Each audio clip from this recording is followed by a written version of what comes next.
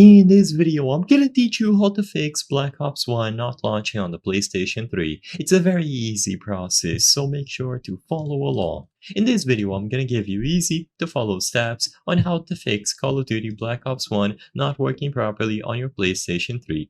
So first, if you have an actual physical disc, look for the disc condition. If you see notable scratches or physical damage, usually this means that the disc is not being read properly. So you can try gently cleaning the disc with a cleaning kit or a microfiber cloth. Make sure that there are no dust or debris between the disc and the disc reader on your PlayStation 3, and you will be able to see if the problem is the disc itself. You can also try using it on a different console if you have a spare one or if you know someone who has a PlayStation 3 lying around.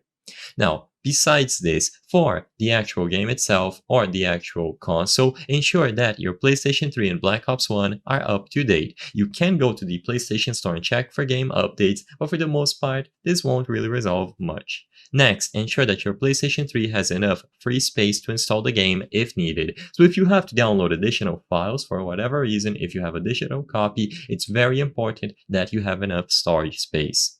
You can usually go to the PlayStation 3 system settings or the game menu and check from there.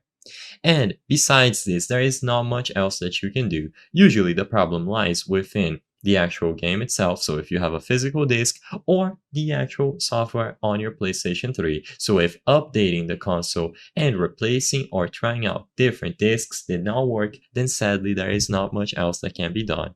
As a last resort, if you have a digital copy, you can try reinstalling the game to see if you are missing any critical files and seeing if that works.